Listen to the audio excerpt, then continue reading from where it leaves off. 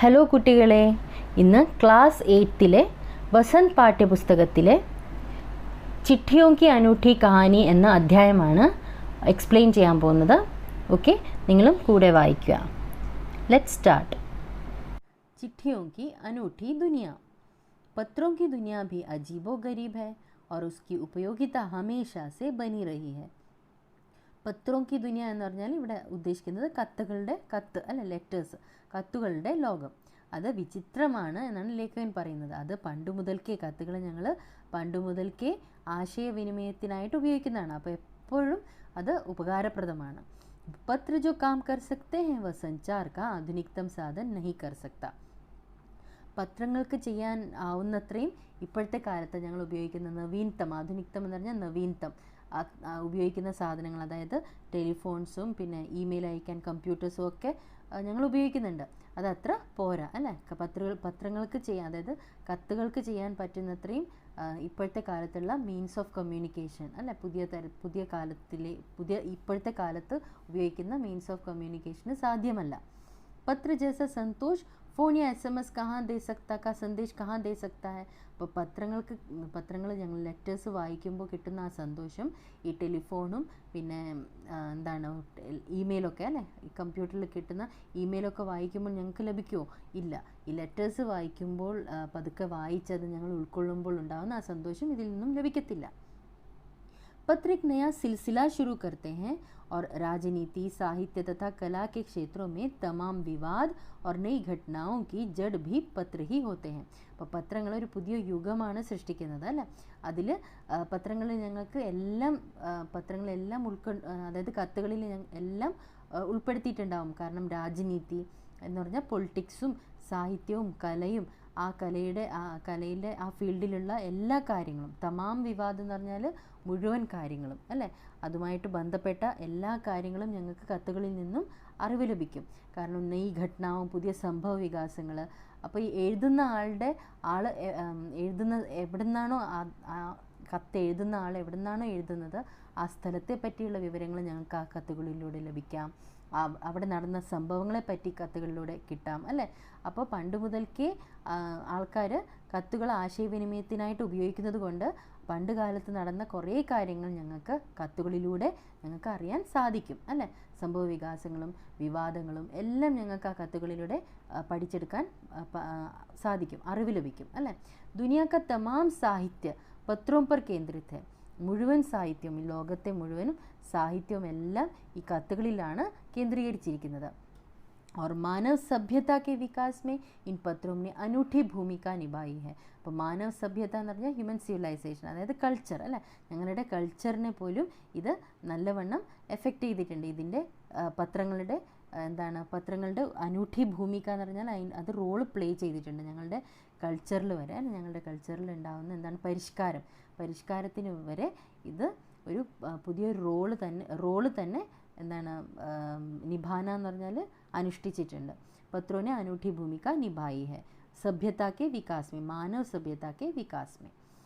पत्रों का भाव सब जगह एक सा है भले ही उसका नाम अलग अलग हो. അപ്പോൾ പത്രങ്ങളുടെ ഭാവം, അതിൽ ഉൾക്കൊണ്ടിട്ടുള്ള ആ ഭാവം എല്ലാം ഒരുപോലെയാണ്, പക്ഷേ പേര് ഉസ്കാ നാം അലഗ് അലഗ് ഹോ അല്ലേ. പത്രങ്ങളെ ഞങ്ങൾ ഓരോ ഭാഷയിൽ വെവ്വേറെ പേരുകളാണ് വിളിക്കാറല്ലേ, കത്ത്, ലെറ്റേഴ്സ് അല്ലേ. അപ്പോൾ അങ്ങനെ ഓരോ ഭാഷ വെവ്വേറെ ആണെങ്കിലും പത്രങ്ങൾക്ക് ലഭിക്കുന്നത്, പക്ഷേ അതിൻ്റെ ഭാവം, അതിൻ്റെ ഉള്ളിൽ ഉൾക്കൊണ്ടിട്ടുള്ള കാര്യങ്ങളെല്ലാം ഒരുപോലെ ആയിരിക്കും അല്ലേ. ഞങ്ങളുടെ മനസ്സിലുള്ള കാര്യങ്ങളാണ് ഞങ്ങൾ ആ കത്തുകളിലൂടെ അറിയിക്കുന്നത് മറ്റുള്ളവർക്ക്. അപ്പോൾ ആ ഭാവമെല്ലാം ഒന്നായിരിക്കും, പക്ഷേ ഭാഷ വേറെയാണെങ്കിൽ പോലും അല്ലേ. പത്ര കോ ഉർദു മേ ഖത്ത്, പിന്നെ സംസ്കൃത് മേ പത്ര, കന്നഡ് മേ കാഗദ്, തെലുഗു മേ ഉത്തരം, ജാബു और लेख तथा तमिल में कडित कहा जाता है. അപ്പോൾ വെവ്വേറെ ഭാഷയിൽ കത്തുകൾക്ക് കിട്ടുന്ന പേരാണ് ഉറുദുയിൽ എന്താ ഖത്ത് എന്നാണ് പറയാറ്, സംസ്കൃതത്തിൽ അതിന് പത്ര എന്നും, കന്നഡയിൽ കാഗദ് എന്നും, തെലുഗുയിൽ ഉത്തരമെന്നും, ജാബു എന്നും, പിന്നെ ലേക്ക് എന്നും പറയും. തമിഴിൽ കഡിത് എന്നാണ് പറയാറ് പത്രങ്ങൾക്ക്, അതായത് ലെറ്റേഴ്സിന്. പത്ര യാദോं को सहेज कर रखते हैं और इसमें किसी को कोई संदेह नहीं है. സഹേജ് കർ रखना എന്ന് പറഞ്ഞാൽ ഇങ്ങനെ ഒരുമിപ്പിച്ച് അല്ല എല്ലാം ഇങ്ങനെ ഒരുമിപ്പിച്ച് വെക്കുകയാണ്. ഞങ്ങളുടെ ഓർമ്മകളെയെല്ലാം ഇങ്ങനെ കൂട്ടി വെക്കുകയാണ് ആ കത്തുകൾ. അതിൽ ആർക്കും ഒരു സംശയം വേണ്ട. हर एक की अपनी पत्र लेखन कला है और हर एक के पत्रों का अपना दायरा. അപ്പോൾ എല്ലാവരുടെയും കത്തുകൾ, ഓരോരുത്തർ അയക്കുന്ന ആ കത്തുകളിൽ അവരുടേതായിട്ടുള്ള എന്താണ് കഴിവാണ് അതിൽ കാണുന്നത് അല്ല. അവരുടേതായിട്ടുള്ള ഒരു ലേഖൻ എക് കലാ ഹെ. ലേഖൻ എന്ന് പറയുന്നത് ഒരു കലയാണ്. അപ്പോൾ അവരവരുടെ ആ കലയാണ് ആ കത്തിലൂടെ ഞങ്ങൾക്ക് മനസ്സിലാക്കാൻ സാധിക്കുന്നത്. അപ്പോൾ ഹർ ഏക് കെ പത്രോं का अपना दायरा है. ഒരു ലിമിറ്റും ഉണ്ട് അല്ലേ. ആ ലിമിറ്റിലാണ് എല്ലാവരും കത്തുകൾ എഴുതുന്നത്.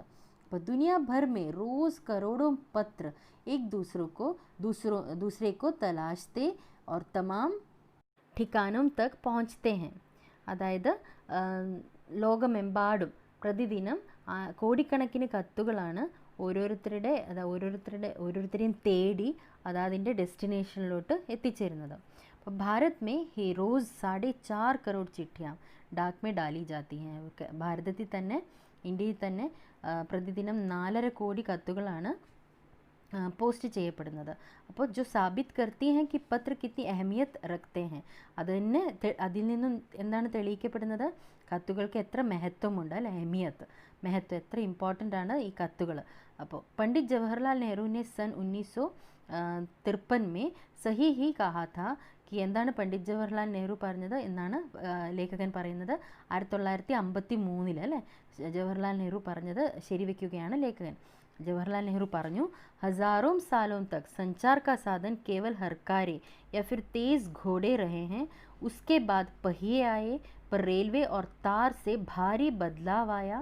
तार ने रेलों से भी तेज गति से संवाद पहुंचाने का सिलसिला शुरू किया. अब टेलीफोन, वायरलेस और आगे रडार, दुनिया बदल रहा है. അപ്പോൾ ജവഹർലാൽ നെഹ്റു പറഞ്ഞത് ആ സമയത്ത് ആയിരക്കണക്കിന് വർഷങ്ങൾ പണ്ട് എന്താണ് സഞ്ചാർ കാ സാധനം, അതായത് ഈ മെസ്സേജസ് ഒക്കെ കിട്ടാനുള്ള മാർഗം എന്തായിരുന്നു? ഹർക്കാരി എന്ന് പറഞ്ഞാൽ ദോഡ്കർ പത്ര പਹੁഞ്ചാനെ വാല അല്ലെങ്കിൽ ദൂത് അല്ലേ. അവർ ഈ ലെറ്റേഴ്സൊക്കെ ഇങ്ങനെ ഓടിയിട്ടാണ് ആ ഡെസ്റ്റിനേഷൻ അവർ എത്താറ്. ഉസ്കെ ബാദ് പഹിയെ ആയെ, അതിനുശേഷം അതിനുശേഷം ഘോഡെ അതായത് കുതിരകൾ വഴിയാണ് കത്തുകൾ എത്തിച്ചുകൊണ്ടിരുന്നത്. ഉസ്കെ ബാദ് പഹിയെ ആയെ, പിന്നെ ടയർ അതായത് വണ്ടികളിലൂടെ അവർ എത്തിക്കാൻ തുടങ്ങി. ഇപ്പം റെയിൽവേ ഓർ താർ സെ ഭാരി ബദലാവായ, പിന്നെ അതിനുശേഷം റെയിൽവേയും പിന്നെ ടെലഗ്രാം അല്ലേ. താർ എന്ന് പറഞ്ഞാൽ ടെലക്സ്. അപ്പോൾ ടെലഗ്രാം വഴിയും ഭാരി ബദലാവായ, അതിനുശേഷം വളരെയധികം വ്യത്യാസങ്ങൾ വന്നു. ബദലാവ് എന്ന് പറഞ്ഞാൽ ചേഞ്ചസ്. താർ ने रेलों से भी तेज गति से संवाद पहुंचाने का सिलसिला शुरू किया. അപ്പോൾ താർ അതായത് കമ്പി, ടെലഗ്രാം വഴി റെയിലിനേക്കാൾ കൂടുതൽ വേഗത്തിൽ ഈ മെസ്സേജസ് അയക്കുന്ന ആ പരമ്പര തുടർന്നു. സിൽസില ഷുറു കിയ, അത് തുടർന്നു അങ്ങനെ. പിന്നെ അബ് ടെലിഫോൺ, വയർലെസ് ഓർ ആകെ റഡാർ, ദുനിയ ബദൽ റഹാ ഹെ. അപ്പോൾ പറഞ്ഞു ഇനിയിപ്പോൾ ടെലിഫോൺ വന്നു, വയർലെസ് വന്നു, പിന്നെ ഇനി റഡാർ വരും. അപ്പോൾ അങ്ങനെ ദുനിയ അതായത് ലോകം മാറുകയാണ് എന്ന് ആ സമയത്ത് ജവഹർലാൽ നെഹ്റു പറഞ്ഞിട്ടുണ്ടായിരുന്നു. പിछली शताब्दी में पत्र लेखन ने कला का रूप ले लिया. അപ്പോൾ കഴിഞ്ഞ നൂറ്റാണ്ടിൽ ഈ കത്തുകൾ എഴുതുന്നത് അല്ലേ, ലെറ്റർ റൈറ്റിംഗ് തന്നെ ഒരു കലയുടെ രൂപമായിട്ട് മാറി. കലയുടെ ഒരു രൂപമായിട്ട് അത് സ്വീകരിച്ചു. डाक व्यवस्था के सुधार के साथ पत्रों को सही दिशा देने के लिए विशेष प्रयास किए गए. डाक व्यवस्थ അതായത് തപാൽ സംവിധാനം അല്ലേ, ആ ഡാക് വ്യവസ്ഥയ്ക്ക് സുധാർ കെ സാത്ത് അതിൻ്റെ മെച്ചപ്പെടുത്തുന്നതിന് വേണ്ടിയിട്ട്, ആ തപാൽ സംവിധാനം തന്നെ മെച്ചപ്പെടുത്തുന്നതിൻ്റെ കൂടെ തന്നെ ഈ ലെറ്റേഴ്സിനെയും അതായത് പത്രോങ്കോ സഹി ദിശ, ലെറ്റേഴ്സിനെയും അതിൻ്റേതായിട്ടുള്ള നല്ല മാർഗം കാണിക്കാനായിട്ട് അതിനായിട്ടുള്ള പ്രയാസങ്ങൾ ഇങ്ങനെ ചെയ്യാൻ തുടങ്ങി. പത്ര संस्कृति विकसित करने के लिए സ്കൂളി പാഠ്യക്രമോ മേ പത്രലേഖൻ കാ വിഷയ ഭി ഷാമിൽ കിയാ ഗയ. അപ്പോൾ സ്കൂളുകളിലൊക്കെ നിങ്ങൾക്ക് ലെറ്റർ റൈറ്റിംഗ് പഠിപ്പിക്കാറുണ്ട് അല്ലേ. അപ്പോൾ അതിൻ്റെ സംസ്കൃതി അതായത് ആ കൾച്ചർ ഇങ്ങനെ വളർത്തിയെടുക്കാനായിട്ട്, അതായത് പത്ര സംസ്കൃതി അതിനെ വികസിപ്പിച്ചെടുക്കാനായിട്ട് വേണ്ടിയിട്ട് സ്കൂളി പാഠ്യക്രമമേ, സ്കൂളി പാഠ്യക്രമം എന്ന് പറഞ്ഞാൽ കറിക്കുലം അല്ലേ, ഞങ്ങളുടെ സ്കൂൾ കറിക്കുലം അതിൽ ഇത് ആഡ് ചെയ്തു, അതായത് ലെറ്റർ റൈറ്റിങ്ങിൻ്റെ ആ പരമ്പര ആഡ് ചെയ്തു. भारत ही नहीं दुनिया के कई देशों में ये प्रयास चले और विश्व डाक संघ ने अपनी ओर से भी काफ़ी प्रयास किए. അപ്പോൾ ഭാരതം മാത്രമല്ല, ഇന്ത്യ മാത്രമല്ല, ബാക്കി ലോകത്തിലെ മറ്റ് ദേശങ്ങൾ, അതായത് മറ്റ് കൺട്രീസും ഇത് തന്നെ അവർ ഇതിൽ കുറേ പ്രയത്നിച്ചു അല്ലേ ഇതിനായിട്ട്. അതായത് ഓർ വിശ്വ ഡാക് സംഘ്നെ, അതായത് യൂണിവേഴ്സൽ പോസ്റ്റൽ യൂണിയൻ അല്ലേ, ലോകത്തിലെ തന്നെ ഒരു സംഘമാണ്, ഒരു യൂണിയനാണത്. വിശ്വ ഡാക് സംഘ്നെ അപ്നി ഓർ സെ ബി കാഫി പ്രയാസ് കിയെ, അവരുടെ സൈഡിൽ നിന്നും അവർ കുറേ ശ്രമിച്ചു അല്ലേ, പ്രയത്നിച്ചു. विश्व डाक संघ की ओर से 16 वर्ष से कम आयु वर्ग के बच्चों के लिए पत्र लेखन प्रतियोगिताएं आयोजित करने का सिलसिला सन 1972 से शुरू किया गया. അപ്പോൾ ഈ ലെറ്റർ റൈറ്റിങ്ങിൻ്റെ കോമ്പറ്റീഷൻ, നിങ്ങൾ സ്കൂളിലൊക്കെ ലെറ്റർ റൈറ്റിംഗ് ചെയ്യാറില്ല, അപ്പോൾ ലെറ്റർ റൈറ്റിങ്ങിൻ്റെ കോമ്പറ്റീഷൻ, അതായത് 16 വയസ്സ് മുതൽ താഴെയുള്ള ആ ഏജ് ഗ്രൂപ്പിലുള്ള കുട്ടികൾക്ക്, ആയുവർഗം എന്ന് പറഞ്ഞാൽ ആ ഏജ് ഗ്രൂപ്പ് അല്ലേ, ആ ഏജ് ഗ്രൂപ്പിലുള്ള കുട്ടികൾക്കായിട്ട് ഇതിൻ്റെ കോമ്പറ്റീഷൻ, പത്രലേഖൻ്റെ കോമ്പറ്റീഷൻ പ്രതിയോഗിതായും ആയോജിത് കർണിക സിൽസില, അത് ഇങ്ങനെ തുടർന്നു. അതായത് 1972 മുതൽ അത് സ്റ്റാർട്ട് ചെയ്തു. ഇത് വിശ്വ ഡാക് സംഘാണ് അറേഞ്ച് ചെയ്തത്, അതായത് യൂണിവേഴ്സൽ പോസ്റ്റൽ യൂണിയനാണ് അത് अरेंज ചെയ്തത്. പിന്നെ यह सही है कि खास तौर पर बड़े शहरों और महानगरों में संचार साधनों के तेज विकास तथा अन्य कारणों से पत्रों की आवाजाही प्रभावित हुई है. അതായത് അത് ശരിയാണ്. എന്താണ് മെയിനായിട്ട്, ഖാസ് തോർ പർ മെയിനായിട്ട് വലിയ വലിയ പട്ടണങ്ങളിലും പിന്നെ മഹാനഗരങ്ങളിലുമൊക്കെ ഈ ആശയവിനിമയത്തിനായിട്ടുള്ള, അതായത് സഞ്ചാർ സാധനവും കെ തേസ് വികാസ്, അതിൻ്റെ ആ വേഗത്തിലുള്ള ആ വികസനം, അന്യ കാരണവും സെ പത്രോം കി ആവാജായി, അതായത് ബാക്കി കാരണങ്ങളും കൊണ്ടുമൊക്കെ ഈ മഹാനഗരങ്ങളിലും പട്ടണങ്ങളിലും ഒക്കെ മെയിനായിട്ട് ഇതിൻ്റെ എന്താണ് ചലനത്തെ ബാധിച്ചിട്ടുണ്ട്. ഈ പത്രത്തിൻ്റെ അല്ലെ, പത്രങ്ങളൊക്കെ ഉപയോഗിക്കുന്നത്, ലെറ്റേഴ്സ് കത്തുകൾ എഴുതുന്നത് കുറഞ്ഞിട്ടുണ്ട്. ആവാജാഹി പ്രഭാവിത് ഹുയി ഹെ പർ ദേഹാത്തി ദുനിയ ആജ് ഭി ചിഠിയോം സേ ഹി ചൽ റഹി ഹെ. അപ്പോൾ ദേഹാത്തി ദുനിയ എന്ന് പറഞ്ഞാൽ ഗ്രാമപ്രദേശങ്ങളിൽ അല്ലേ, ആ ഗ്രാമപ്രദേശങ്ങളിൽ ഒക്കെ ഇപ്പോഴും കത്തുകളുടെ ചലനമുണ്ട്. അതായത് കത്തുകൾ ഇപ്പോഴും ആളുകൾ ഉപയോഗിക്കുന്നുണ്ട്. കത്തുകളിലൂടെയാണ് ആശയവിനിമയം കൂടുതലും നടത്തുന്നത്. फैक्स, ईमेल, टेलीफोन तथा मोबाइल ने चिट्ठियों की तेज़ी को रोका है, पर व्यापारिक डाक की संख्या लगातार बढ़ रही है. അപ്പോൾ ഫാക്സ്, ഇമെയിൽ, ടെലിഫോൺ, അത് പിന്നെ മൊബൈൽ, ഇതൊക്കെ കത്തുകളുടെ ആ ഒഴുക്കിനെ, കത്തുകളിൻ്റെ ആ വളർച്ചയെ ചെറുതായിട്ടൊന്ന് ബാധിച്ചിട്ടുണ്ടെങ്കിലും തേസിക്കോ റോക്കാ ഹെ, അതിൻ്റെ ആ സ്പീഡ്, അതിൻ്റെ ആ വളർച്ചയെ ചെറുതായിട്ടൊന്ന് നിർത്തിയിട്ടുണ്ടെങ്കിലും റോക്കാ ഹെ, पर व्यापारिक डाक की संख्या लगातार बढ़ रही है. പക്ഷേ മർച്ചൻ്റ് മെയിൽ എന്ന വ്യാപാരവുമായിട്ട് ബന്ധമുള്ള ലെറ്റേഴ്സാണ്. അപ്പോൾ മർച്ചൻ്റ് മെയിൽ അതിൻ്റെ ആ സംഖ്യകളിൽ എന്താണ് ലഗാത്താർ ബഡ് റഹി, അതിൻ്റെ സംഖ്യ അങ്ങ് കൂടിക്കൊണ്ടിരിക്കുകയാണ്. जहाँ तक पत्रों का सवाल है, अगर आप बारीकी से उसकी तह में जाएं तो आपको ऐसा कोई नहीं मिलेगा जिसने कभी किसी को पत्र न लिखा या न लिखवाया हो, या पत्रों का बेसब्री से जिसने इंतज़ार न किया हो. ഇനി കത്തുകളുടെ കാര്യം പറയുകയാണെങ്കിൽ, ചോദിക്കുകയാണെങ്കിൽ, അതിൻ്റെ ആ ഡെപ്തിലോട്ട് പോവുകയാണെങ്കിൽ, കത്തിനെ പറ്റിയുള്ള ഡീറ്റെയിൽ ആയിട്ട് അല്ലേ, അതിൻ്റെ മൈന്യൂട്ട്ലി അതിനെ ശ്രദ്ധിച്ച് മനസ്സിലാക്കുകയാണെങ്കിൽ, ആപ്കോ ऐसा कोई नहीं मिलेगा, കത്തുകൾ എഴുതാത്തവരായിട്ടോ എഴുതിപ്പിക്കാത്തവരായിട്ടോ ആരും തന്നെ കിട്ടത്തില്ല. അത് മാത്രമല്ല, കത്തുകൾക്കായിട്ട് കാത്തു നിൽക്കാത്തവരായിട്ടോ ആരും ഉണ്ടാകത്തില്ല എന്നാണ് പറയുന്നത്. हमारे सैनिक तो पत्रों का जिस उत्सुकता से इंतज़ार करते हैं उसकी कोई मिसाल ही नहीं. അപ്പോൾ ഞങ്ങളുടെ സൈനികന്മാർ എങ്ങനെ ഈഗർലി അവർ വെയിറ്റ് ചെയ്യുകയാണ്. ഇന്തസാർ കർത്തെ ഹെ ഉസ്കി കോയി മിസാൽ, അതൊരു എക്സാമ്പിളാണ് അല്ലേ, അത് എക്സാമ്പിളാണ്, അവർ തന്നെ ഒരു എക്സാമ്പിളാണ്. അപ്പോൾ एक दौर था जब लोग पत्रों का महीनों इंतज़ार करते थे, पर अब वह बात नहीं. ഒരു യുഗം ഉണ്ടായിരുന്നു, ഒരു കാലമുണ്ടായിരുന്നു, ആളുകൾ പത്രങ്ങൾക്കായിട്ട്, അതായത് കത്തുകൾക്കായിട്ട് ഇങ്ങനെ മാസങ്ങളിങ്ങനെ കാത്തിരിക്കുകയായിരുന്നു. പരിവഹൻ സാധനവും കെ വികാസിനെ ദൂരി ബഹോത് ഘട്ടാ ദി ഹെ. അപ്പോൾ പരിവഹൻ സാധനം എന്ന് പറഞ്ഞാൽ ഗതാഗത മാർഗ്ഗങ്ങൾ അല്ലേ, ഈ വണ്ടികളൊക്കെ വന്നതിന് ശേഷം വേഗം കത്തുകൾ എത്തിച്ചേരാനായി. വികാസിനെ ദൂരി ബഹോത് ഘട്ടാ ദി, അപ്പോൾ ആ ദൂരം അത്രയും കുറച്ചു, അതായത് വേഗം എത്താൻ തുടങ്ങി സാധനങ്ങൾ, കത്തുകൾ. पहले लोगों के लिए संचार का इकलौता साधन चिट्ठी ही थी, पर आज और भी साधन विकसित हो चुके हैं. അപ്പോൾ ആദ്യകാലങ്ങളിൽ ഈ എന്താണ് ആശയവിനിമയത്തിനായിട്ട് കത്തുകൾ മാത്രമേ ഉണ്ടായിരുന്നു, ഒരൊറ്റ കത്തുകളുടെ ആ മാധ്യമം മാത്രമേ ഉണ്ടായിരുന്നുള്ളൂ. പക്ഷേ ഇപ്പോൾ आज और भी साधन विकसित हो चुके हैं. ഇനി ഇപ്പോൾ കൂടുതൽ മാർഗ്ഗങ്ങൾ അതിനായിട്ട് വികസിപ്പിച്ചെടുത്തിട്ടുണ്ട് അല്ലേ. പിന്നെ आज देश में ऐसे लोगों की कमी नहीं है जो अपने पुरखों की चिट्ठियों को सहेज और समझो कर विरासत के रूप में रखे हुए हो, या फिर बड़े बड़े लेखक, पत्रकारों, उद्यमी, कवि, प्रशासक, सन्यासी या किसान, इनकी पत्र रचनाएं अपने आप में अनुसंधान का विषय हैं. അപ്പോൾ ഇന്ന് ഞങ്ങളുടെ ദേശത്ത്, അതായത് ഭാരതദേശത്തിൽ ആളുകൾ എന്താണ്, ലോഗോക്ക് കമ്മി നഹി ഹെ, കുറവില്ല. അതായത് ആളുകൾ, കൂടുതൽ ആൾക്കാരും അവരുടെ പൂർവികരുടെ, പുർഖോ എന്ന് പറഞ്ഞാൽ ഞങ്ങളുടെ അപ്പൂപ്പൻ്റെ അങ്ങനെ പൂർവികരുടെ അവരുടെ കത്തുകൾ, ഇങ്ങനെ അവർ എഴുതിയ കത്തുകൾ ഇങ്ങനെ സഹേജ് ഓർ സംജോക്കർ, അതായത് നല്ല സംരക്ഷിച്ച് അതിന് ശ്രദ്ധയോടെ അവരുടെ പാരമ്പര്യമായിട്ട് ഇങ്ങനെ കൈമാറിക്കൊണ്ടിരിക്കുകയാണ് അല്ലേ. യാ ഫിർ ബഡേ ബഡേ ലേഖക്, വലിയ ലേഖകന്മാരും പത്രകാരന്മാരും, പിന്നെ ഉദ്യമി എന്ന് പറഞ്ഞാൽ എൻട്രപ്രണർ, ഈ ബിസിനസ്സുമായിട്ട് ബന്ധമുള്ളവർ, കവി, പിന്നെ പ്രശാസക് എന്ന് പറഞ്ഞാൽ അഡ്മിനിസ്ട്രേറ്റീവ് വർക്ക് ചെയ്യുന്ന ഓഫീസേഴ്സ് എന്ന് പറയാം, പിന്നെ സന്യാസികൾ, പിന്നെ കിസാൻ എന്നാണ് കൃഷിക്കാർ.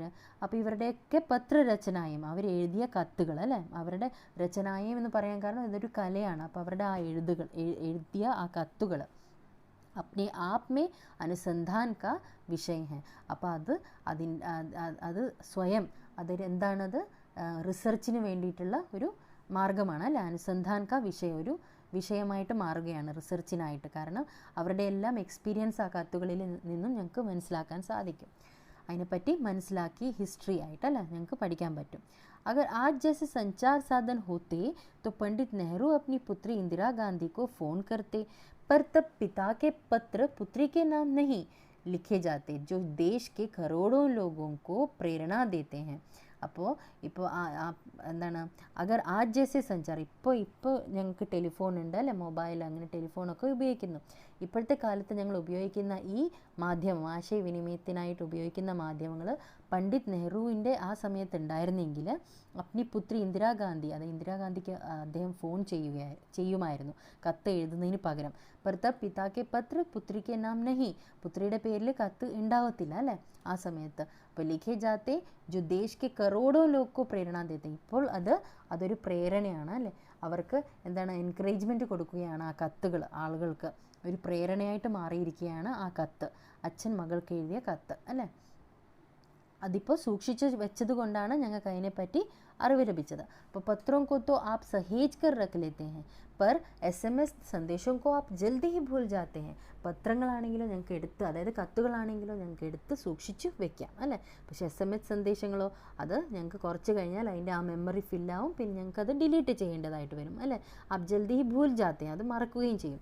कितने संदेशों को आप सहेज कर रख सकते हैं, എത്ര മെസ്സേജസ് ഞങ്ങൾക്ക് സൂക്ഷിച്ചു വെക്കാൻ സാധിക്കും. तमाम महान हस्तियों की तो सबसे बड़ी यादगार या धरोहर उनके द्वारा लिखे गए पत्र ही हैं. അപ്പോൾ ഈ ഫേമസ് ആയിട്ടുള്ള ആൾക്കാർ, അതായത് ലെജൻഡ് ആയിട്ടുള്ള ആൾക്കാരുടെ കാര്യങ്ങളൊക്കെ ഞങ്ങൾ അറിയുന്നത് അവരുടെ ആ മെമ്മറീസൊക്കെ അടങ്ങിയിരിക്കുന്നത്, മെമ്മറബിൾ ആയിട്ടുള്ളതും പിന്നെ ഹെറിറ്റേജ് ആയിട്ടുള്ളതും അവരുടെ കത്തുകൾ തന്നെയാണ്. ഭാരത് മേ ഈ ശ്രേണി മേ രാഷ്ട്രപതി മഹാത്മാഗാന്ധി അല്ലെ, മഹാത്മാഗാന്ധിയാണ് ഈ ശ്രേണിയിൽ വരുന്നത്, ഈ ഗ്രൂപ്പിൽ വരുന്നത്. കാരണം മഹാത്മാഗാന്ധിയെ പറ്റി ഞങ്ങൾ കൂടുതൽ അറിയുന്നത് അദ്ദേഹത്തിൻ്റെ കത്തുകളിലൂടെ തന്നെയാണ്. भारत में इस श्रेणी में राष्ट्रपिता महात्मा गांधी को सबसे आगे रखा जाता है. दुनिया के तमाम संग्रहालय जानी मानी हस्तियों के पत्रों का अनूठा संकलन भी है. അപ്പോൾ ഈ എന്താണ്, ലോകത്തെമ്പാടുമുള്ള അല്ലേ ഈ എന്താണ് സംഗ്രഹാലയം, അതായത് ലൈബ്രറീസിലൊക്കെ ഫേമസ് ആയിട്ടുള്ള ലെജൻഡ് ആയിട്ടുള്ള ആൾക്കാരുടെ കത്തുകളുടെ ഒരു സങ്കലനം തന്നെ ഉണ്ട്. തമാം പത്ര ദേശ് കാൽ സമാജ് കോ ജാനേ സമജ്നെ കാ അസ്ലി पैमाना है. അതായത് എല്ലാ കത്തുകളും ഇതൊക്കെ കൺട്രീസിനെ പറ്റിയും ഈ കാലത്തെ പറ്റിയും പിന്നെ സമൂഹത്തെ പറ്റിയൊക്കെ അറിയാനും പറഞ്ഞ് മനസ്സിലാക്കിക്കാനും ഒക്കെയുള്ള ഒരു സ്കെയിലാണ്, ഒരു എന്താണ്, ഒരു മാർഗമാണ്. फिर भारत में आज़ादी के पहले महासंग्राम के दिनों में जो कुछ अंग्रेज़ अफसरों ने अपने परिवारजनों को पत्र में लिखे, वे आगे चलकर बहुत महत्व की पुस्तक तक बन गए हैं. അപ്പോൾ ഒരു പുസ്തകമായിട്ട് തന്നെ മാറിയിട്ടുണ്ട്. ഈ ഭാരതത്തിന് സ്വാതന്ത്ര്യം ലഭിക്കുന്നതിന് മുമ്പ്, മറ്റേ മഹാസംഗ്രാം, അതായത് ഈ ബാറ്റിലൊക്കെ നടക്കുന്നതിന് മുമ്പ് അല്ലേ, ഈ സ്വാതന്ത്ര്യത്തിന് വേണ്ടിയുള്ള ആ ഫൈറ്റ് നടക്കുന്നതിന് മുമ്പ് ഈ അംഗ്രേസ് അഫ്സർ, അതായത് ബ്രിട്ടീഷ് ഓഫീസേഴ്സ് അവരുടെ കുടുംബത്തിന് വേണ്ടി, അതായത് ഫാമിലിക്ക് അയച്ചു തന്ന ഈ കത്തുകൾ, അതിൻ്റെ തന്നെ ഒരു സംഗ്രഹം, അതായത് അതെല്ലാം ഒരുമിച്ചാക്കിയിട്ട് ഒരു പുസ്തകമാക്കി മാറ്റിയിട്ടുണ്ട്. അച്ചൽക്കർ ബഹുത് महत्व की पुस्तक बनी, നല്ല ഫേമസ് ആയിട്ടുള്ള നല്ല ഇമ്പോർട്ടൻ്റ് ആയിട്ടുള്ള ഒരു പുസ്തകമായിട്ട് മാറി. इन पत्रों ने साबित किया कि यह संग्राम कितनी ज़मीनी मजबूती लिए हुए थे. ഇത് ശരിക്കും എന്താണ് തെളിയിച്ചു അല്ലേ? എന്താണ് തെളിയിച്ചത്? ഈ സംഗ്രാം കിത്നി ജമീനി മസ്ബൂത്തി ലിയേ ഹുവേ ഹെ. അതായത് ആ ലെറ്റർ റൈറ്റിംഗ്, അതായത് എത്ര നല്ല ഇതായിരുന്നു, എന്താണ് നല്ല എത്ര സ്ട്രോങ് ആയിട്ടാണ് അവർ ഫൈറ്റ് ചെയ്തത് അല്ലേ? അതിനെപ്പറ്റി അതിൽ നിന്നും ഞങ്ങൾക്ക് മനസ്സിലാക്കിയെടുക്കാൻ സാധിക്കും. അപ്പോൾ മഹാത്മാഗാന്ധി के पास दुनिया भर से तमाम पत्र केवल महात्मा गांधी इंडिया लिखे आते थे और वे जहाँ भी रहते थे वहाँ तक പਹੁഞ്ച് ജാത്തെ थे. അപ്പോൾ ഈ മഹാത്മാഗാന്ധിക്ക് കിട്ടുന്ന കത്തുകളിൽ വെറും മഹാത്മാഗാന്ധി ഇന്ത്യ എന്ന് മാത്രമേ എഴുതാറുണ്ടായിരുന്നു ആളുകൾ. അപ്പോൾ അത് എഴുതിയാൽ തന്നെ അത് മഹാത്മാഗാന്ധി എവിടെയാണെങ്കിൽ പോലും മഹാത്മാഗാന്ധിയുടെ കയ്യിൽ അത് കത്ത് എത്തുമായിരുന്നു. आज़ादी के आंदोलन की कई अन्य दिग्गज हस्तियों के साथ भी ऐसा ही था. അപ്പോൾ ആസാദി കെ ആന്തോളൻ കി കൈ, അതായത് ഫ്രീഡവുമായിട്ട് ബന്ധമുള്ള ആ ഫൈറ്റിൻ്റെ ആ സമയത്ത് ഫൈറ്റ് ചെയ്ത ദിഗ്ഗജ് ഹസ്തി, അതായത് ലെജൻഡ് ആൾക്കാരുടെ കാര്യവും അതുപോലെയായിരുന്നു. അവരെവിടെ നിന്നാലും അവരുടെ പേരും പിന്നെ അതിൻ്റെ കൂടെ ഇന്ത്യ എന്ന് ചേർത്താൽ തന്നെ അവിടെ കത്തുകൾ എത്തിച്ചേരുമായിരുന്നു. गांधी जी के पास देश दुनिया से बड़ी संख्या में पत्र पहुंचते थे, पर पत्रों का जवाब देने के मामले में उनका कोई जोड़ नहीं था. അതായത് ഗാന്ധിജിയുടെ അടുത്ത് രാജ്യലോകമെമ്പാടുമുള്ള, അതായത് രാജ്യത്തിൽ നിന്നും പിന്നെ ലോകങ്ങളുടെ വിവിധ ഭാഗങ്ങളിൽ നിന്നും അല്ലേ ഉണ്ടാകുന്ന ആൾക്കാർ അയക്കുന്ന കത്തുകൾ വളരെയധികം സംഖ്യയിൽ എത്തിച്ചേരുമായിരുന്നു. പത്ര പहुंचते थे, പത്രോं का जवाब देने के मामले में उनका कोई जोड़ नहीं था. അതായത് ആരുമായിട്ടും കമ്പയർ ചെയ്യാൻ പറ്റത്തില്ല മഹാത്മാഗാന്ധിയുടെ ആ റിപ്ലൈ ചെയ്യുന്ന രീതി. അതായത് കത്തുകൾ എത്തിയപാടെ അദ്ദേഹം ഉടനെ അതിൻ്റെ റിപ്ലൈ കൊടുക്കുമായിരുന്നു. അപ്പോൾ റിപ്ലൈ കൊടുക്കുന്ന കാര്യങ്ങളിൽ ആ മാമലമേ ഉൻകാ കോയി ജോഡ് नहीं था, ഒന്നും കമ്പാരിസൺ ഇല്ല. कहा जाता है कि जैसे ही उन्हें पत्र मिलता था उसी समय वे उसका जवाब भी लिख देते थे. കത്തുകൾ കിട്ടിയ ഉടനെ തന്നെ അദ്ദേഹം അതിൻ്റെ റിപ്ലൈയും എഴുതാൻ തുടങ്ങുമായിരുന്നു. अपने हाथों से ही ज़्यादातर पत्रों का जवाब देते थे. തൻ്റെ കൈകൾ കൊണ്ട് തന്നെ എഴുതിയിട്ടാണ് അദ്ദേഹം കൂടുതലും കത്തുകളുടെ റിപ്ലൈ കൊടുക്കാറുണ്ടായിരുന്നത്. കാരണം ടൈപ്പൊന്നും ചെയ്തിട്ടല്ല, കത്തുകൾ കൊണ്ട് തന്നെയായിരിക്കുന്നു കൂടുതലും റിപ്ലൈ ചെയ്തിരുന്നത്, കൈകൾ കൊണ്ട് തന്നെയായിരുന്നു. जब लिखते लिखते उनका दाहिना हाथ दर्द करने लगता था तो वे बाएं हाथ से लिखने में जुट जाते थे. അപ്പോൾ എഴുതി റൈറ്റ് ഹാൻഡ് വേദനിക്കാൻ തുടങ്ങുമ്പോഴേക്കും ഇടത് കൈ കൊണ്ട് പിന്നെ എഴുതുമായിരുന്നു, അത് ലെഫ്റ്റ് ഹാൻഡ് കൊണ്ട് എഴുതാൻ തുടങ്ങുമായിരുന്നു. जुट जाते थे, അതിൽ മുഴുകുമായിരുന്നു. महात्मा गांधी ही नहीं, आंदोलन के तमाम नायकों के पत्र गांव में मिल जाते हैं. അപ്പോൾ ഉള്ളോട്ട് ഗ്രാമപ്രദേശങ്ങളിലായിരുന്ന കുറേ മഹാന്മാർ അല്ലെ, അവരുടെ അടുത്ത് പോലും ഈ കത്തുകൾ എത്തിച്ചേരുമായിരുന്നു ആന്തോളൻ്റെ സമയത്ത്. അത് ആ മൂവ്മെൻറ്റൊക്കെ നടക്കുന്ന സമയത്ത് എന്താണ് ആസാദി, അതായത് സ്വാതന്ത്ര്യത്തിന് വേണ്ടി ഫൈറ്റ് ചെയ്ത ആ മഹാന്മാരുടെ അടുത്തും ഈ കത്തുകൾ എത്തിച്ചേരുമായിരുന്നു, എത്ര ഉള്ളോട്ടുള്ള ഗ്രാമപ്രദേശങ്ങളിലാണെങ്കിൽ പോലും അല്ലേ. പിന്നെ पत्र भेजने वाले लोग उन पत्रों को किसी प्रशस्ति पत्र से कम नहीं मानते हैं और कई लोगों ने तो उन पत्रों को प्रेम कराकर रख लिया है. അപ്പോൾ പത്ര ഭേജനെ വാലെ, അതായത് കത്തുകൾ അയക്കുന്നവർ ആ കത്തുകൾക്ക് പ്രശസ്തി പത്രത്തിൻ്റെ അത്രയും വില കൊടുക്കുമായിരുന്നു. കാരണം പ്രശസ്തി പത്രം എന്ന് പറഞ്ഞാൽ സൈറ്റേഷൻ അല്ലെങ്കിൽ എന്താ പറയുക, ഒരു സർട്ടിഫിക്കറ്റ് കിട്ടുന്നത് പോലെയുള്ള ഒരു പ്രതീതിയാണ് അവർക്ക്. അത് മാത്രമല്ല और कई लोगों ने तो उन पत्रों को प्रेम कराकर रख लिया है. പ്രേം കരാക്കർ എന്ന് പറഞ്ഞാൽ സ്നേഹത്തോടെ അത് അവർ എടുത്തു വയ്ക്കുമായിരുന്നു അല്ലേ, സ്നേഹത്തിൻ്റെ പ്രതീതിയായിട്ട് എടുക്കുമായിരുന്നു കത്തുകളെ. അപ്പോൾ യഹ है पत्रों का जादू, അതാണ് കത്തുകളുടെ ഒരു മാജിക് അല്ലേ. यही नहीं, पत्रों के आधार पर ही कई भाषाओं में जाने कितनी किताबें लिखी जा चुकी हैं. അത് മാത്രമല്ല കത്തുകളുടെ പേരിൽ കത്തുകൾക്ക് ഇമ്പോർട്ടൻസ് കൊടുത്തിട്ട് കുറേ ഭാഷകളിൽ കുറേ പുസ്തകങ്ങൾ എഴുതപ്പെട്ടിട്ടുണ്ട്. വാസ്തവമേ പത്ര കിസി ദസ്താവേസ് സെ കം നഹി ഹെ. കത്തുകൾ ഏതെങ്കിലും ഒരു ഡോക്യുമെൻറ്റിനെ പോലെയാണ്. അത് ഡോക്യുമെൻ്റ് എന്ന് പറഞ്ഞാൽ എന്താണ്, പ്രമാൺ അല്ലേ, പ്രമാണിനെ പോലെ തന്നെയാണ്, അത് ഒരു ഡോക്യുമെൻ്റ് എന്ന് തന്നെ പറയാം കത്തുകൾ. पंत के 200 पत्र बच्चन के नाम और निराला के पत्र हमको लिखियो है कहा तथा पत्रों के आईने में दयानंद सरस्वती समेत कई पुस्तकें आपको मिल जाएंगे. അങ്ങനെ കുറേ പുസ്തകങ്ങൾ ഈ കത്തുകളെ ബേസ് ചെയ്തിട്ടുള്ളത്. പന്ത് എഴുതിയ 200 കത്തുകൾ, അതായത് 200 പത്ര ബച്ചൻ കെ നാം എന്ന ആ ബുക്കും പിന്നെ നിരാല കെ പത്ര ഹംകോ ലിഖ്യോ ഹെ അത് ഹംകോ ലിഖ്യോ ഹെ എന്ന അത് കഹ തഥാ പത്രോം കെ ആയിനേമേ ദയാനന്ദ സരസ്വതിയുടെ അങ്ങനെ കുറേ പുസ്തകങ്ങൾ ഞങ്ങൾക്ക് ലഭിക്കും. അത് കത്തുകൾ ബേസ് ചെയ്തിട്ടാണ് അല്ലേ. कहा जाता है कि प्रेमचंद खास तौर पर नए लेखकों को बहुत प्रेरक जवाब देते थे तथा पत्रों के जवाब में वे बहुत मुस्तैद रहते थे. പ്രേംചന്ദ് അതായത് ലേഖകനാണ്. അപ്പോൾ മെയിനായിട്ട് ഖാസ് തौर पर മെയിനായിട്ട് പുതിയ ലേഖകന്മാർ അല്ലെ, പുതിയതായിട്ട് വരുന്ന ലേഖകന്മാർ അവരെ എന്താണ് പ്രചോദനപരമായിട്ടുള്ള റിപ്ലൈസ് കൊടുത്തിട്ട് അദ്ദേഹം എൻകറേജ് ചെയ്യുമായിരുന്നു. നല്ല പ്രചോദനപരമായിട്ടുള്ള, പ്രേരക് എന്ന് പറഞ്ഞാൽ പ്രചോദനപരമായിട്ടുള്ള, പ്രേരണ എന്ന് പറഞ്ഞാൽ പ്രചോദനം നൽകുക അല്ലേ. അങ്ങനെയുള്ള കത്തുകൾ കൊടുത്തിട്ട് ജവാബ് മേ ബഹുത് മുസ്തൈദ് രഹത്തെ അവർ അയക്കുന്ന കത്തുകൾക്കും അദ്ദേഹം റിപ്ലൈ കൊടുക്കാൻ സജീവനായിരുന്നു.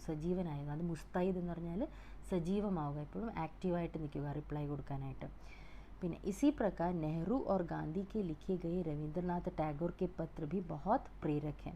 നെഹ്റുവും ഗാന്ധിജിയും എഴുതിയിട്ടുള്ള കത്തുകൾ, രവീന്ദ്രനാഥ് ടാഗോറുമായിട്ടുള്ള എന്താണ് കറസ്പോണ്ടൻസ് അല്ലേ, അവർ തമ്മിലുള്ള പത്രാചാർ, അതും നല്ല പ്രേരകമാണ്, പ്രചോദനപരമാണ് ആ കത്തുകൾ വായിക്കുമ്പോൾ. മഹാത്മാ और कवि എന്ന പേരിൽ के नाम से महात्मा गांधी और रविंद्रनाथ टैगोर के बीच सन 1915 से 1941 के बीच के पत्राचार का संग्रह प्रकाशित हुआ है, जिसमें बहुत से नए तथ्यों और उनकी मनोदशा का लेखा जोखा मिलता है.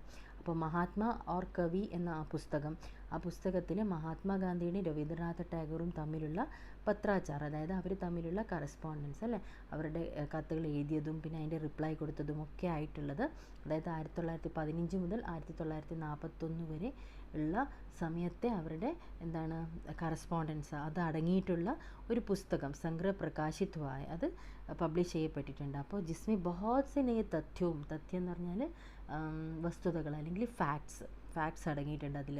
അതുമാത്രമല്ല ആ സമയത്ത് അവരുടെ ആ മനോദശ, അവരുടെ ആ സമയത്തെ മൂഡ് അല്ലേ, ആ സമയത്ത് ഏത് ഫീലിങ്സ് അവരുടെ ആ സമയത്ത് മനസ്സിൽ എന്തൊക്കെയാണ് അവരുടെ കാര്യങ്ങളുണ്ടായിരുന്നത് അതിൻ്റെയൊക്കെ ഒരു അക്കൗണ്ട്, ലേഖാജോക്ക എന്ന് പറഞ്ഞ ഒരു അക്കൗണ്ട് അതിൻ്റെയൊക്കെ അതിൽ ഉൾക്കൊണ്ടിട്ടുണ്ട് എന്നാണ് പറയുന്നത്.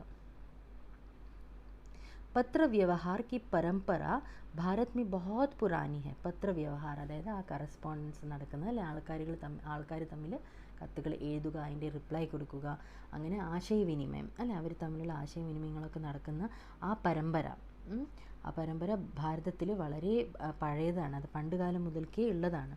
पर इसका असली विकास आज़ादी के बाद ही हुआ है. അപ്പം അതിൻ്റെ വികസനം ശരിക്കും പറയുകയാണെങ്കിൽ സ്വാതന്ത്ര്യത്തിന് ശേഷമാണ് ഉണ്ടായത്. तमाम सरकारी विभागों की तुलना में सबसे ज़्यादा गुडविल डाक विभाग की ही है. അതായത് ഗവൺമെൻറ് ഡിപ്പാർട്ട്മെൻറ്റിനെ കമ്പയർ ചെയ്യുമ്പോൾ ഈ ഗുഡ്വിൽ ഡിപ്പാർട്ട്മെൻറ്റ്, അതായത് ഗുഡ്വിൽ ഡാക് സേവ ഡിപ്പാർട്ട്മെൻറ്റിൻ്റെ ഉപയോഗം വളരെയധികമാണ്. इसकी खास वजह यह भी है कि यह लोगों को जोड़ने का काम करता है. ഇതിൻ്റെ മെയിൻ കാരണം എന്താണ്, ഖാസ് വജ എന്താണ്, അത് ആളുകളെ ബന്ധിപ്പിക്കുന്ന ജോലി ചെയ്യുന്നുണ്ട്. ഘർ ഘർ തക് ഇസ്കി പहुँचे, ഓരോ വീടുകളിലും അത് എത്തിച്ചേരുന്നുണ്ട്. संचार के तमाम उन्नत साधनों के बाद भी चिट्ठी पत्र की हैसियत बरकरार है. അപ്പോൾ ഈ ലോകത്തുണ്ടാകുന്ന ആശയവിനിമയത്തിനായിട്ട് ഞങ്ങൾ ഉപയോഗിക്കുന്ന ഉന്നത സാധനം എന്ന് പറഞ്ഞാൽ നൂതന സാധനങ്ങൾ, നൂതന ഉപകരണങ്ങൾ അല്ലേ, അതായത് മൊബൈൽ കമ്പ്യൂട്ടർ അങ്ങനത്തെയൊക്കെ സാധനങ്ങൾ ഉണ്ടായിട്ട് പോലും ആശയവിനിമയത്തിനായി ഇപ്പോഴും ചിട്ടിപത്രി അതായത് കറസ്പോണ്ടൻസിനായിട്ട് കത്തുകളാണ് ഉപയോഗിക്കുന്നത്. അതിൻ്റെ ഹാസിയത്ത് ബർക്കറാർ ഹെ, അതിൻ്റെ സ്ഥാനം ഇപ്പോഴും എന്താണ് മെയിൻറ്റെയിൻ ആവുന്നുണ്ട് അല്ലേ. शहरी इलाकों में आलिशान हवेलियाँ हो या फिर झोपड़पट्टियों में रह रहे लोग, दुर्गम जंगलों में घिरे गांव हो या फिर बर्फबारी के बीच जी रहे पहाड़ों के लोग, समुद्र तट पर रह रहे मछुआरे हों या फिर रेगिस्तान की ढाणियों में रह रहे लोग, आज भी ഖത്തും കായി സബ്സെ അധിക് ബേസബ്രി സെ ഇന്തസാർ ഹോത്താ ഹെ. അപ്പോൾ കത്തുകൾ എവിടെയൊക്കെ എത്തിച്ചേരുന്നു അല്ലേ, ഈ പട്ടണങ്ങളിലെ വലിയ വലിയ ബംഗ്ലാവിലാവട്ടെ, ആലിഷാൻ അതായത് മാൻഷൻസിൽ അല്ലേ, അവിടെ ആവട്ടെ, അല്ലെങ്കിൽ ചേരികളിൽ അവരുടെ അടുത്തൊക്കെ ഈ കത്തുകൾ എത്തിച്ചേരുന്നുണ്ട്.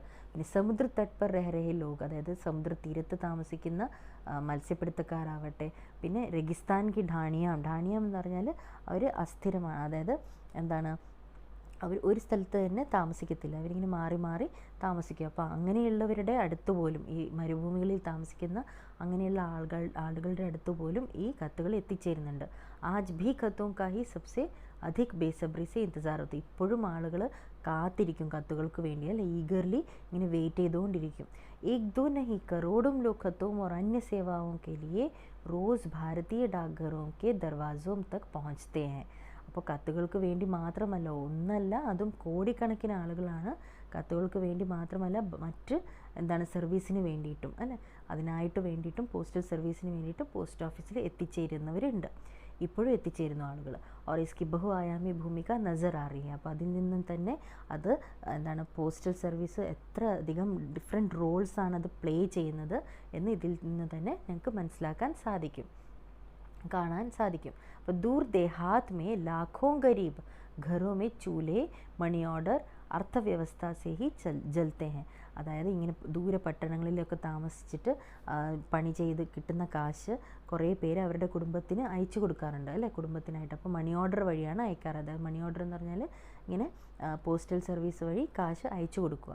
അപ്പോൾ ദൂർ ദേഹാത്മ, അതായത് ഉള്ളോട്ട് ഗ്രാമപ്രദേശങ്ങളിൽ അവിടെ കുറേ പാവപ്പെട്ടവർ താമസിക്കുന്നവരുണ്ട്. അവരുടെ ചൂല എന്ന് പറഞ്ഞാൽ ഗ്യാസ് കത്തിക്കുക, അതായത് അവരുടെ ഭക്ഷണം, അല്ലേ, ഭക്ഷണത്തിനായിട്ട് അവരിങ്ങനെ വെയിറ്റ് ചെയ്തിരിക്കും. അവരുടെ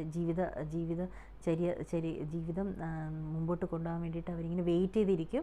എന്തിന്? മണി ഓർഡർ കിട്ടാൻ വേണ്ടിയിട്ട്. അപ്പോൾ മണി ഓർഡർ അർത്ഥവ്യവസ്ഥ ഹി സെഹി ജലത്തെ ഹെ. അതായത് ചൂല എന്ന് പറഞ്ഞാൽ അതിനർത്ഥം അവർക്ക് ജീവിക്കാനായിട്ട് ലഭിക്കുന്ന ആ മണി ഓർഡറിനായിട്ട് അവരിങ്ങനെ വെയിറ്റ് ചെയ്തിരിക്കും. गाँव या गरीब बस्तियों में चिट्ठी या मनी ऑर्डर लेकर पहुंचने वाला डाकिया देवदूत के रूप में देखा जाता है. അപ്പോൾ ഈ ഗ്രാമപ്രദേശങ്ങളിലും പിന്നെ പാവപ്പെട്ടവരും ഒക്കെ ഇങ്ങനെ മണി ഓർഡറും ഇങ്ങനെ വെയിറ്റ് ചെയ്തിരിക്കുന്നുണ്ടാവും, അല്ലേ, കത്തുകളും മണി ഓർഡറും ഒക്കെ ഇങ്ങനെ വെയിറ്റ് ചെയ്തിരിക്കുന്നുണ്ടാവും. അപ്പോൾ അത് കൊണ്ടുവരുന്ന ആൾ, അതായത് പോസ്റ്റ്മാൻ, അല്ലേ, അത് കൊണ്ടുവരുന്ന ആൾ അവർക്ക് ദേവദൂത്, ഡാക്കിയ എന്ന് പറഞ്ഞാൽ പോസ്റ്റ്മാൻ, ദേവദൂത് എന്ന് പറഞ്ഞാൽ ദൈവം അയച്ചിരിക്കുന്ന ദൂതനാണ് എന്ന രീതിയിലാണ് അവർ കാണാറ്. അപ്പോൾ ദേവദൂതനായിട്ടാണ് പോസ്റ്റ്മാനെ ആ ഗ്രാമപ്രദേശങ്ങളിലുള്ള ആൾക്കാർ കാണാറ്. देवदूत के रूप में देखा जाता है. डाकिया देवदूत के रूप में देखा जाता है. ഇത് എഴുതിയത് അരവിന്ദ് കുമാർ സിംഗ് ആണ്. ഈ വീഡിയോ നിങ്ങൾക്ക് ഇഷ്ടമായി കാണുമെന്ന് വിശ്വസിക്കുന്നു. ഇഷ്ടമായെങ്കിൽ സബ്സ്ക്രൈബ് ചെയ്യുക, ഷെയർ ചെയ്യുക, ബെൽ ഐക്കൺ അമർത്തുക. ഇനി അടുത്ത വീഡിയോയിൽ കാണാം. താങ്ക്